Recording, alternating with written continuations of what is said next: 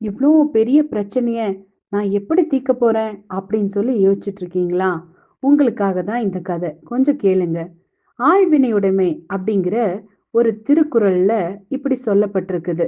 குறள் எண் 611ல அருமை உடைத்தென்று அசாவாமை வேண்டும், பெருமை முயற்சி தரும் அப்படின்னு சொல்லி. பழங்காலத்துல அரசர் ஒருவர் இருந்தாருங்க. அந்த அரசருக்கு பக்கத்து நாட்டு அரசர் ஒரு வாட்டசாட்டமான யானைய பரிசளிக்கிறாரு.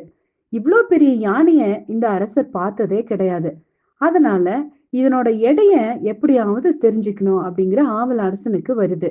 ஆனா அந்த காலத்துல அவ்ளோ பெரிய எடை மேடைகள் எல்லாம் இல்லாதனால அது சாத்தியமா இருக்கல.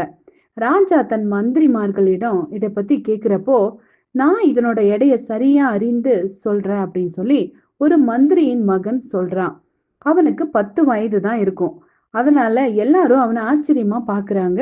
ராஜாவும் சரின்னு அவருக்கு வாய்ப்பளிக்கிறாரு. இப்ப அந்த சிறுவன் யானைய பக்கத்துல உள்ள ஆற்றங்கரைக்கு கூட்டிட்டு போறான். யானைய படகுல ஏத்துறான். படகு கொஞ்சம் மூழ்கி போகுது. அந்த மூழ்கிற அளவ அவ குறிச்சு வச்சுக்கிறான். அதுக்கப்புறம் யானைய வெளியேத்தி அந்த படகை கற்களினால நிரப்புறான். அவன் மார்க் செய்த அந்த இடம் வரைக்கும் படகு மூழ்கும் வரை நிரப்புறான். அதுக்கப்புறம் அந்த கற்கள், சின்ன கல், பெரிய கல் அப்படின்னு இருந்த எல்லா கற்களையும் தனித்தனியா எடுத்து எடை போட்டு, இப்போ அதனோட மொத்த எடைய கூட்டி ராஜாவுக்கு கணக்கு போட்டு சொல்றான். அத கேட்ட ராஜாவும் மற்ற அனைவரும் இந்த சிறுவனை பாராட்டுனாங்களாமா. ஆமாங்க. அது போலவே நாம கூட சின்ன சின்னதா ஒரு வேலைய சரியா பிளான் போட்டு செய்யறப்போ, மிகப்பெரிய மலை போன்ற பிரச்சனைகளையும் நம்ம எளிதில தீர்த்திடலாம். வேதம் என்ன சொல்லுது?